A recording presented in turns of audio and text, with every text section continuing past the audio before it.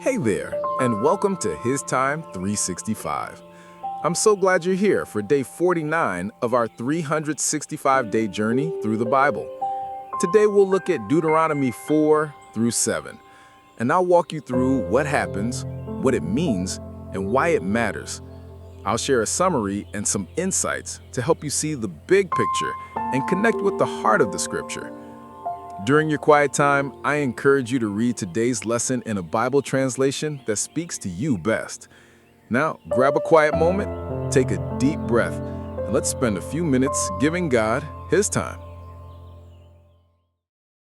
Embracing God's commands, lessons from Deuteronomy 4 to 7. Have you ever felt overwhelmed by all the choices life throws at you? In Deuteronomy chapters 4 through 7, we find a guide that helps us navigate through life's complexities by focusing on God's commandments. These chapters remind us that following God isn't just about rules, it's about fostering a deep, loving relationship with Him and living a life designed for our best. Moses speaks to the Israelites, urging them to remember and keep the laws given to them by God. He begins with a powerful reminder of the consequences of turning away from these commands.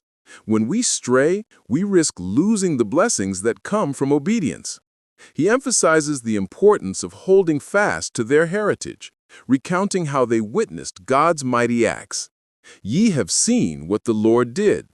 Deuteronomy chapter 4, verse 34. This isn't just about remembering the past, it's a call to apply those lessons in their everyday lives.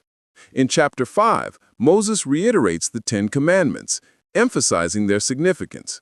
He explains that these laws are not arbitrary rules, but are given for their good. They are meant to foster a community that thrives, filled with love and respect for one another. Just like in our families or workplaces, when everyone adheres to shared principles, harmony flourishes. Imagine a workplace where every employee respects one another and follows ethical guidelines. The atmosphere becomes one of trust and productivity. As Moses continues, he makes it clear that loving God is an active choice. He encourages them to keep God's words close, to teach them diligently unto thy children, Deuteronomy 6:7.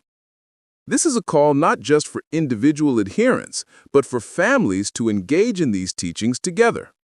Consider the modern family dinner table, where conversations about values and beliefs take place. Just as families share meals, they should share their faith, discussing how to apply God's teachings in everyday situations, from school to sports. Moses goes on to speak about the importance of keeping God in the forefront of their lives. He instructs them to bind these words on their hands and foreheads and to write them on their doorposts, Deuteronomy 6:8 and 9. This is about creating a lifestyle where God's presence is woven into the fabric of daily life. Think about how we use technology today. We often surround ourselves with reminders. Whether it's setting calendar alerts for important tasks or posting motivational quotes on our social media, we can create an environment that reflects our values. Why not use similar strategies to keep our faith alive and present in our digital lives? In chapter 7, Moses warns the Israelites about the dangers of intermingling with other nations and their practices. He reminds them that they are a chosen people, set apart for a purpose. This can feel relevant today as we navigate friendships and influences in our lives. Surrounding ourselves with those who share our values strengthens our resolve and helps maintain our faith. Think about your circle of friends. Do they uplift you? Do they challenge you to grow closer to God? Moses assures them that God will help them conquer the lands they are about to enter. He reminds them that this is not by their strength alone, but because of God's promise and faithfulness. This principle applies to us as well. When facing challenges, whether it's a tough project at work or a personal struggle, we can rely on God's strength to guide us through. As we draw from these chapters, one of the most profound takeaways is the call to live intentionally. Our lives can serve as a testament to God's goodness when we choose to align our actions with His teachings. Let your life reflect the love and faithfulness of God in every choice you make. How can you incorporate God's teachings into your daily routines? In what areas of your life are you being challenged to stay faithful to your beliefs?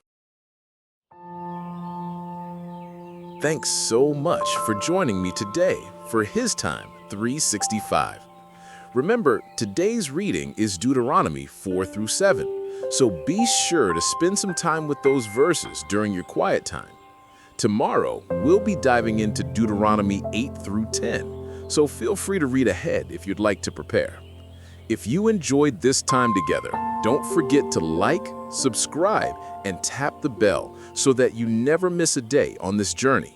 I'll see you back right here tomorrow for day 50.